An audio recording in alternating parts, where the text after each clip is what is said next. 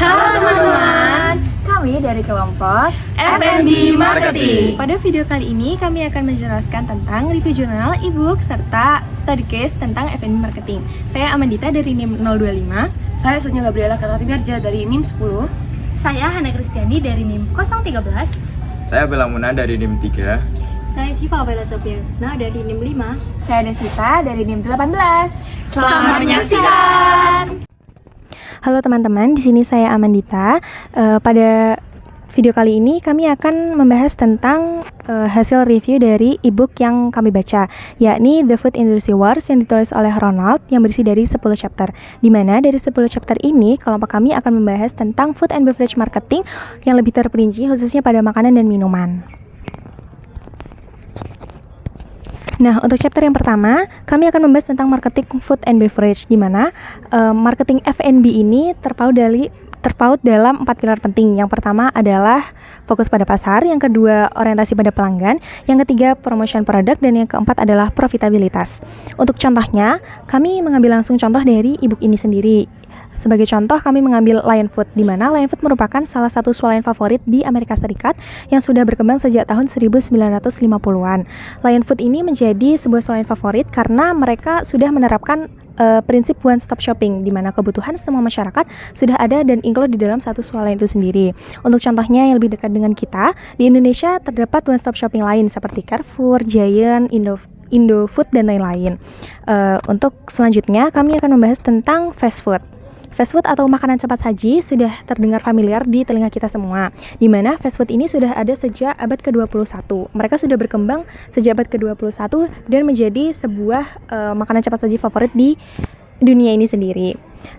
Untuk fast food ini mereka terpaut dalam berdasar pada 3 kebutuhan masyarakat. Yang pertama ini kebutuhan dan pemenuhan keinginan pelanggan, yang kedua adalah konsumen yang lebih terdidik, serta yang ketiga kemudahan dalam memenuhi kebutuhan makanan. Untuk contohnya di kehidupan kita sehari-hari, kami mengambil contoh ada McDonald's, Wendy's, Dairy Milks, Starbucks, dan lain-lain, di mana semua contoh-contoh makanan cepat saji ini sudah familiar dengan kita semua.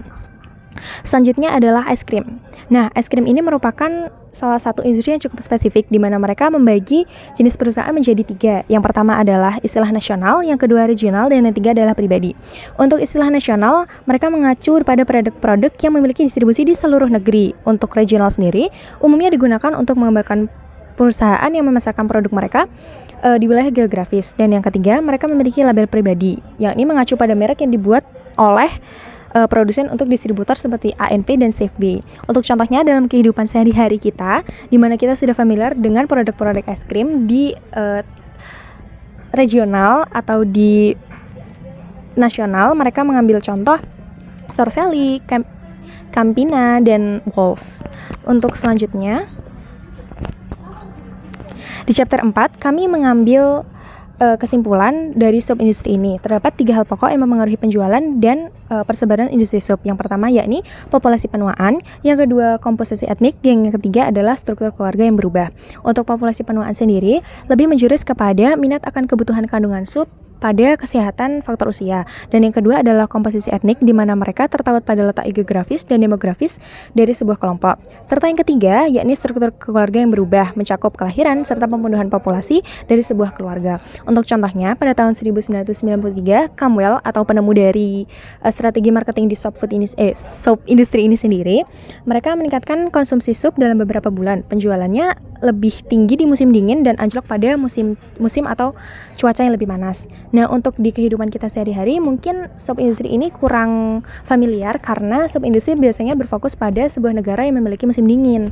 Untuk di kehidupan kita sehari-hari mungkin sub food lebih terkenal dengan makanan-makanan daerah atau etnis seperti soto, sop, dan lain-lain. Yang terakhir yakni breakfast cereal industry. Nah, breakfast cereal industry ini mengacu kepada strategi yang telah digunakan oleh industri sereal yang sukses pada diferensiasi produk dan segmentasi pasar. Yang pertama adalah diferensiasi produk. Diferensiasi produk merupakan metode yang digunakan untuk melakukan karakteristik fisik atau produk menggunakan branding iklan serta pemasaran. Yang kedua adalah segmentasi pasar. Mereka mengacu pada upaya pemasaran untuk mengompakkan pembeli potensial berdasarkan karakteristik demografis. Untuk contohnya, pada breakfast cereal industry ini mungkin mereka lebih menjurus kepada contoh-contoh breakfast cepat saji seperti oatmeal, terus sereal, dan lain-lain.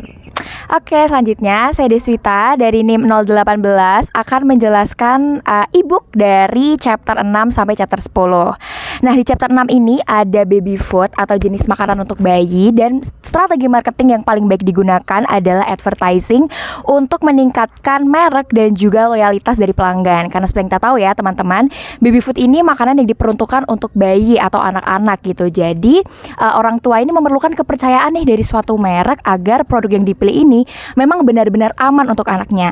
Nah, biasanya iklan atau bentuk advertising yang paling baik digunakan itu memunculkan ada bayi yang memakan produk tersebut. Jadi orang tua ini benar-benar merasa diyakinkan emang produk ini aman untuk bayinya gitu. Oke, dan berikutnya ada ethnic food atau makanan etnik atau makanan khas. Karena seperti yang kita tahu, makanan khas ini banyak banget ya, apalagi di Indonesia. Ada banyak sekali pulau, provinsi, dan lain sebagainya. Dan mungkin bisa dibilang gak semua orang ini bisa nyaman gitu makan makanan yang gak berasal dari daerahnya. Seperti contohnya nih, misal di daerah Sumatera ada rendang, makanan khasnya tuh mostly pedas gitu. Sedangkan kalau misal di Jogja, makanan kayak gudeg ini mostly makanan manis. Tapi memungkinkan banget nih kalau misal sebuah perusahaan ingin membuka contohnya perusahaan rendang di Jogja gitu. Jadi mereka bisa menggunakan salah satu strategi marketing yang paling baik, yaitu benefit segmentation. Jadi perusahaan ini bisa menggunakan segmentasi bagi orang-orang yang ingin mendapatkan benefit atau manfaat dari orang-orang yang mau makan produk ini. Jadi seperti misalnya nih, mungkin ada orang Sumatera yang ingin membuka masakan rendang gitu di Jogja. Dan mungkin orang yang merasa terbenefit adalah mungkin ada anak rantau nih dari Sumatera yang ingin sedikit membuat rasa kangen dengan makanan Sumatera ini hilang, atau emang dia ingin menikmati sensasi rasa pedas dan lain sebagainya gitu. Selanjutnya di chapter 8 ini ada snack food gitu, atau makanan-makanan snack, makanan ringan seperti yang kita tahu ada taro, happy toast, dan lain-lain. Dan strategi marketing yang paling baik digunakan di sini adalah follow the leader, atau mengikuti leader, atau mengikuti produk-produk snack yang emang sebelumnya ini udah ngetop gitu. Jadi bisa dibilang mungkin iklannya ini sedikit template atau promosinya sedikit template, karena mungkin kita seperti tahu ada amati, tiru, dan modifikasi. Jadi brand-brand baru dari snack food ini emang seperti biasanya tuh ngikutin gitu sama brand-brand snack yang emang udah ngetop gitu. Selanjutnya di sini ada candy atau permen, karena candy juga salah satu jenis makanan yang banyak penggemarnya juga. Dan strategi marketing yang paling baik digunakan di sini ada diferensiasi produk atau membuat produk yang berbeda-beda, membuat produk yang beraneka ragam rasanya, dan juga ada advertising. Nah, mungkin salah satu advertising yang mungkin sangat amat melekat ada salah satu iklan, yaitu iklan Milk Kita ya. Itu iklan yang cukup melekat karena dia juga ada produk yang berbeda-beda dan lain sebagainya gitu. Dan yang terakhir di chapter 10 itu ada soft drink. Nah, soft drink ini merupakan salah satu jenis minuman yang banyak penggemarnya juga gitu. Dan di buku ini dijelaskan bahwasannya strategi marketing yang paling baik digunakan adalah menentukan segmentasi gitu. Siapa yang akan meminum produk ini, untuk orang seperti apa, dan lain sebagainya. Karena seperti yang kita tahu mungkin soft drink ini lebih banyak dikonsumsi oleh orang-orang dewasa atau remaja gitu ya, bukan untuk anak-anak maupun orang tua gitu.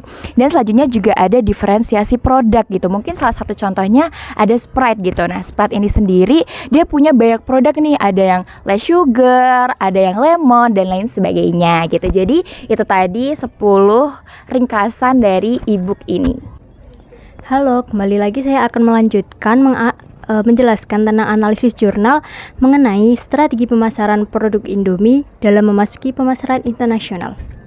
Nah, persaingan pasar kini memiliki banyak tantangan bagi para pengusaha. Dalam hal ini ada salah satu perusahaan yang mampu untuk menembus pasar internasional, yakni perusahaan Indomie, yang pastinya kita semua sudah mengenal apa itu Indomie. Nah, kegiatan usaha atau bisnis tidak akan lepas dari yang namanya strategi penjualan, strategi pemasaran, semua tentang produk Indomie tersebut. Nah, suatu industri dapat dikatakan sukses apabila memiliki keahlian dan memasarkan produknya hingga sampai pasar internasional. Nah, di balik adanya strategi pemasaran ini tentunya Indomie memiliki suatu hambatan, Nah, hambatannya itu terkadang pengusaha hanya fokus untuk meningkatkan produknya tanpa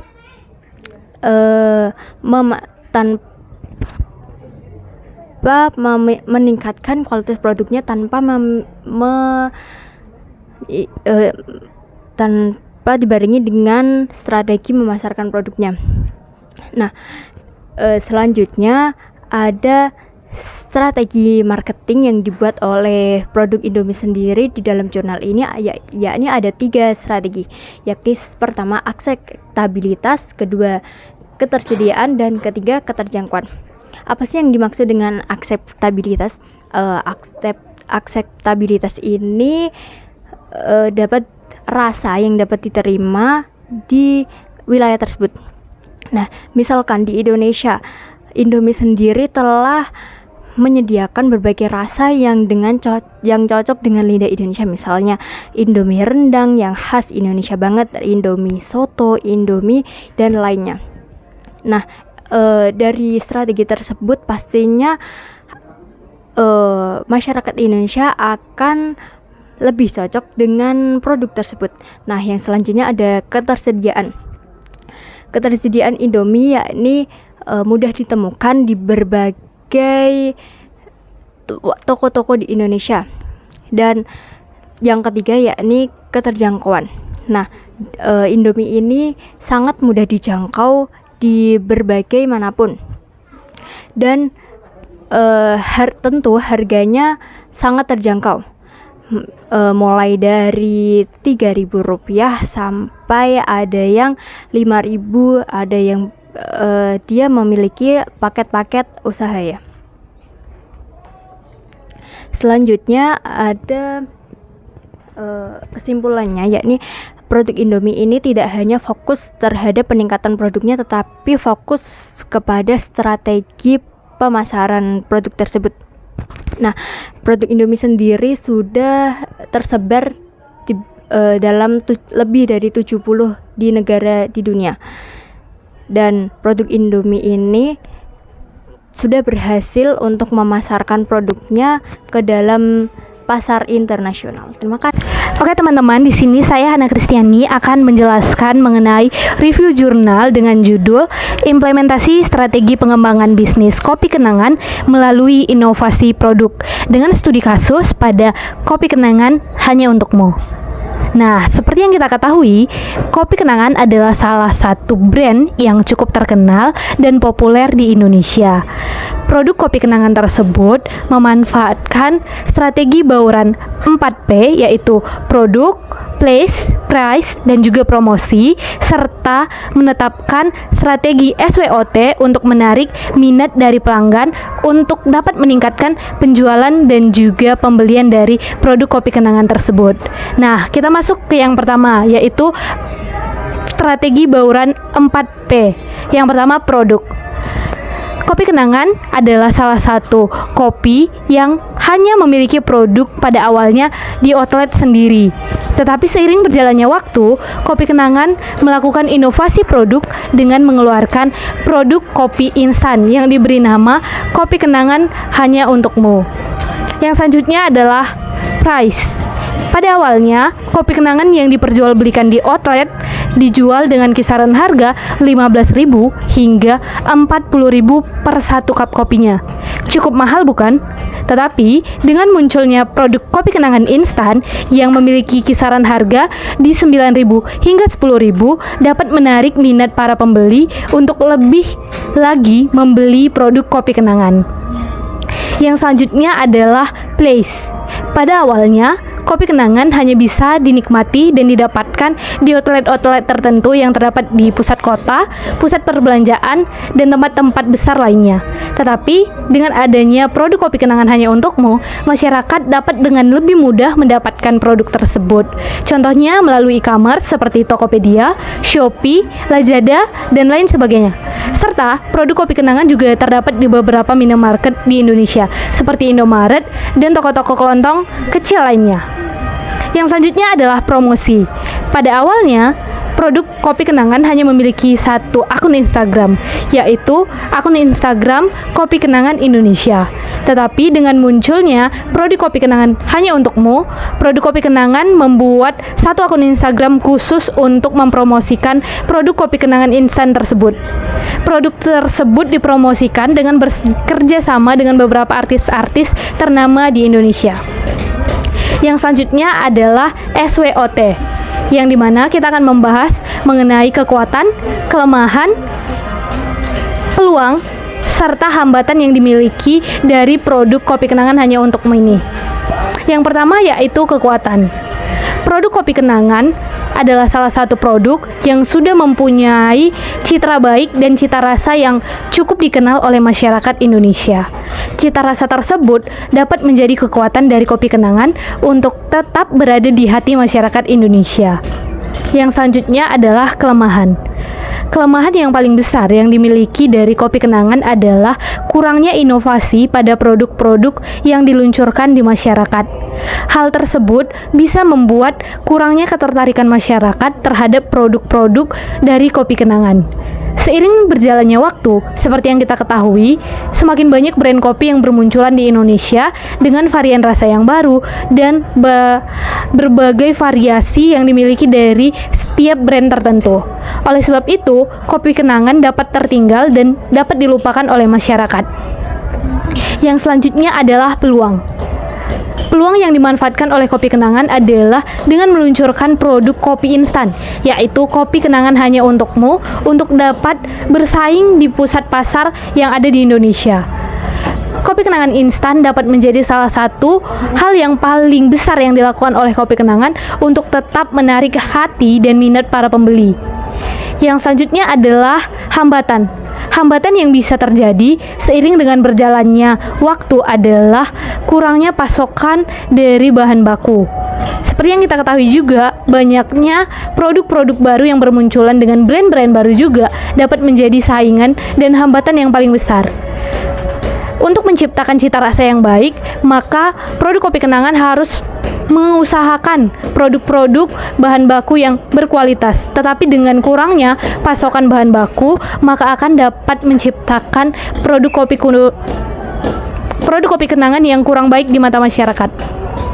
Nah, kesimpulannya, seperti yang kita ketahui, bauran 4P tersebut yang dilakukan oleh kopi kenangan dapat dengan mudah meningkatkan dan menarik perhatian dari para pembeli untuk dapat menjadi salah satu produk yang diterima oleh masyarakat.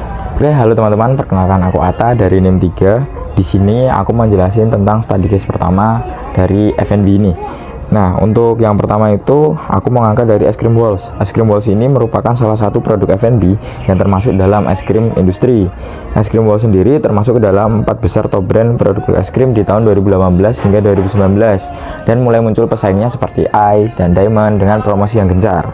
Namun, hingga tahun lalu, es krim Walls masih menjadi es krim dominan yang dibuktikan dengan es krim Walls yang berada di peringkat 1 dibanding merek es krim lainnya melalui WET Top Brand Awards. Nah, semua ini dapat terjadi karena unggulnya citra merek yang telah dibangun oleh Walls melalui iklan yang diikuti dengan berbagai macam inovasi produk. Selanjutnya, aku ingin menjelaskan mengenai produk. Nah, produk sendiri, es krim Walls ini membuat berbagai produk sesuai dengan kalangan. Contohnya, misal Paddle Pop untuk anak-anak, Walls 3-in-1 untuk kalangan keluarga, dan es krim Cornetto untuk kalangan remaja. Untuk selanjutnya, mengenai price atau harga. Harga yang dibuat oleh es krim Walls ini sendiri itu menjangkau semua pasar. Misalnya seperti es krim Paddle Pop Choco Magma yang dibanderol mulai harga 2.500-an, terus es krim 3-in-1 yang dibanderol dengan harga 20 ribuan, dan lain sebagainya. Untuk selanjutnya adalah place. Nah, untuk place ini Walls salah satunya menggunakan atau membangun adanya Magnum Cafe. Nah, Magnum Cafe ini digunakan untuk meningkatkan image produk yang elegan dan mahal. Selanjutnya ada promotion. Nah, promotion sendiri ini akan aku sampaikan setelah ini, tapi salah satunya itu adalah dengan advertising, joint venture, dan sales promotion. Selanjutnya adalah people. People dalam es krim Walls ini adalah dengan melibatkan artis di dalam iklannya. Hampir di tiap iklan dari es krim Walls ini melibatkan artis. seperti Paddle Pop yang melibatkan Giring Niji, Taylor Swift, dan Alicia Keys, dan lain-lain. Selanjutnya yaitu physical evidence. Nah, physical evidence ini Walls menggunakan packaging yang aman dan bervariasi. Contohnya adalah seperti es krim Viennetta yang dulu sempat viral dan diproduksi kembali dengan packaging yang timeless, akan merecall masa lalu. Dan yang terbaru adalah es krim Star Wars. Untuk selanjutnya adalah proses dari es krim Walls sendiri ini. Mereka mendistribusikan es krimnya melalui kabinet yang dipinjamkan kepada toko-toko. Oke, selanjutnya itu ada promotion dari es krim Walls sendiri. Untuk yang pertama adalah public relation. Nah, public relation ini es krim Walls di 1 tahun terakhir telah melakukan kegiatan yaitu berbagi kebahagiaan bersama Yayasan Pembinaan Anak Cacat di berbagai daerah seperti di Semarang dan Jakarta. Untuk selanjutnya adalah personal selling. Personal selling ini dilakukan oleh es krim Walls seperti kalau di Jogja di akhir tahun lalu di masa liburan es krim Walls membuka booth di Taman Pintar dengan liburan menjadi happy. Selanjutnya adalah sales promotion. Untuk sales promotion ini es krim Walls menggunakan sales promotion dengan memberikan promo tertentu dan dengan syarat dan ketentuan yang berlaku. Contohnya adalah seperti dulu pernah dilakukan es krim Walls itu mengumpulkan stick es krim yang nantinya bisa ditukar dengan mendapatkan DVD dari seri Paddle Pop sendiri. Nah, dengan demikian konsumen akan terpaku untuk mendapatkan hadiah dengan terus membeli produk-produk dari es krim Walls itu sendiri. Dan yang selanjutnya adalah advertising. Nah, iklan merupakan salah satu komponen penting dalam strategi marketing dari es krim Walls ini sendiri. Dalam hal iklan, Unilever berkomitmen untuk menyediakan produk dan jasa bermerek secara konsisten. Contohnya adalah seperti iklan di televisi yang contohnya itu adalah es krim Cornetto Silver Queen, kejutan boneka. Terus waktu Covid kemarin itu adalah semua jadi happy di rumah aja. Dan yang terakhir itu adalah seperti saat Walls Minion Banana yang ada vanilla pantai itu. Oke, selanjutnya akan lanjut ke bagian STP. STP ini yang pertama adalah segmenting. Nah, untuk segmenting ini Walls mencakup berbagai kalangan mulai dari anak-anak, remaja hingga dewasa di seluruh Indonesia, karena emang dari Walls sendiri itu mempunyai segmen untuk anak-anak, produk untuk anak-anak sendiri, produk untuk remaja sendiri, dan untuk orang dewasa sendiri. Dan yang kedua itu ada targeting. Nah, targeting sendiri ini terbagi dalam 3, dari anak-anak, remaja, dan dewasa. Untuk anak-anak itu Walls menargetkan bagi anak-anak yang suka bermain, untuk remaja yang kekinian, dan orang-orang dewasa yang suka dengan es krim yang simple seperti es krim Tin-1 dan Viennetta tadi. Untuk positioning dari Walls sendiri melalui segmenting dan targeting, maka Walls ini membuat berbagai inovasi produk sesuai segmentasi, mulai dari anak-anak kayak tadi Paddle Pop, terus untuk remaja dari Cornetto, dan untuk orang dewasa itu dari es krim Viennetta. Nah, oke, selanjutnya kita lanjut ke bagian peso media. Untuk peso media yang pertama adalah paid. Paid ini adalah iklan berbayar di televisi. Iklan ini sering kita lihat dari Cornetto, terus Paddle Pop, dan lain sebagainya. Terus selanjutnya itu ada earn. Earn media ini adalah ulasan dan berita ketika ada produk atau promo terbaru dari Walls, seperti saat Walls memberi tiket gratis Alicia Keys untuk menebak produk terbaru, dan berita olah ramelan yang menjadi brand ambassador dari Magnum. Terus selanjutnya adalah share media. Share media ini adalah ketika konsumen membagikan pengalaman produk Walls melalui sosial media, seperti saat produk baru kemarin yaitu es krim Walls Star Wars itu di tag di Instagramnya. Dan yang terakhir adalah on. On ini Walls memiliki web dan sosial media sendiri seperti Instagram dan web es krim Walls Indonesia yang untuk memberikan informasi ketika ada produk terbaru. Oke, untuk kesimpulannya berikut adalah videonya, salah satu iklan dari produk Walls itu sendiri.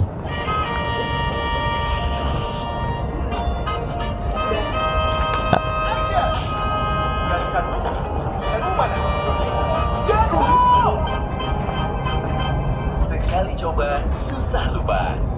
Baru Cornetto White Rose, es krim white coklat dan milky cheese dengan saus coklat dengan bercokolnya. Cornetto, senagi itu.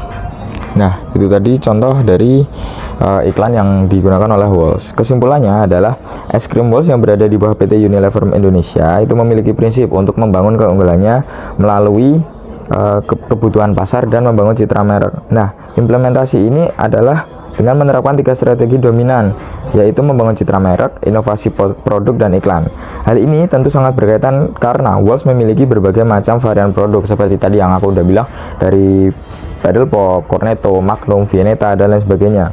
Nah, dari tiap varian produk ini juga selalu diiklankan melalui televisi dan lain sebagainya, sehingga dapat disimpulkan bahwa strategi marketing yang paling berhasil dilakukan oleh Walls adalah advertising. Teman-teman, aku Sonia Gabriela Kenati Miharja. Nah, di sini aku mau memaparkan study case. Nah, study case ini aku mengambil sebuah produk, yaitu Silver Queen. Nah, Silver Queen menggunakan berbagai strategi dalam 7P marketing mix untuk meningkatkan penjualannya. Di sini yang pertama ada produk. Di sini Silver Queen itu menghasilkan berbagai macam produk seperti Silver Queen Crispy, Silver Queen Classic, Silver Queen Chunky Bar, dan masih banyak lainnya. Yang kedua ada price. Nah, Silver Queen memiliki harga yang kompetitif dengan kualitas produk yang dapat dikatakan unggul. Yang ketiga ada place. Nah, Silver Queen didistribusikan oleh PT Nirwana Lestari melalui berbagai kanal penjualan seperti warung-warung kelontong, pasar tradisional, minimarket, hingga retailer besar seperti Giant, Hypermart, Carrefour, dan masih banyak lainnya. Setelah place itu ada promotion. Nah, promotion, Silver Queen melakukan promosi produk melalui berbagai macam cara. Nah, yang pertama itu ada advertising. Silver Queen menggunakan iklan di TV, terus ada banner yang kita dapat temui di jalan-jalan, di dalam toko, itu untuk meningkatkan kesadaran merek dan meningkatkan penjualan produk. Setelah advertising ada sales promotion. Nah, Silver Queen melakukan promosi penjualan dengan cara Silver Queen Baik to Santai pada tahun 2011. Setelah advertising, Silver Queen mengadakan sebuah event di mana Silver Queen mengikuti berbagai acara seperti talk show interaktif di Kidzania pada tahun 2011. Setelah adanya promotion, yang ke-5 ada people. Nah, pelanggan yang setia dan fanatik itu yang menjadi pengguna setia pada produk Silver Queen ini. Setelah people ada cycle evidence. Nah, cycle evidence, Silver Queen tidak menawarkan informasi spesifiknya seperti apa terkait dengan bukti fisik pada produknya. Namun strategi pemasaran yang efektif melibatkan desain produk yang menarik dan mudah diingat. Maka Silver Queen memiliki detail dan estetika untuk memberikan kesan eksklusif dan premium. Nah, yang terakhir itu ada proses. Nah, proses produksi dan distribusi produk Silver Queen ini berjalan dengan efisien dan efektif untuk memastikan kualitas produk unggul dan memenuhi kebutuhan konsumen. Di sini ada STP, yaitu segmenting, targeting, and positioning. Nah, segmenting yang pertama yaitu menggunakan segmentasi geografis, yang merupakan jenis segmentasi pasar yang mengelompokkan calon pelanggannya berdasarkan kota-kota tempat tinggalnya. Contohnya, target pasar difokuskan pada kota-kota besar di Pulau Jawa, seperti Jakarta dan sekitarnya, Bandung, Semarang, Yogyakarta, dan Surabaya. Kota-kota tersebut memiliki lembaga pendidikan yang besar dan perkantoran yang menyerap banyak lapangan pekerjaan. Setelah itu ada segmentasi demografis. Beberapa variabel demografi meliputi umur, pendapatan, pendidikan, dan letak geografi. Silver Queen lebih menempatkan sasaran untuk pria dan wanita di kalangan umur 15-24 tahun, di mana rasa keinginan untuk menikmati beragam coklat masih tergolong kuat. Setelah itu ada targeting. Nah, di sini ada dua, yaitu target pasar dan target utama penjualan. Yang pertama, target pasar adalah remaja, karena kalangan remaja suka untuk mengonsumsi coklat. Silver Queen menargetkan sebagai produk coklat yang bertema santai atau sebagai makanan ketika sedang bersantai. Nah, setelah itu ada target utama penjualan, yaitu anak-anak dan remaja usia 15-24 tahun, serta penggemar coklat yang sangat menyukai coklat. Setelah itu yang terakhir ada positioning.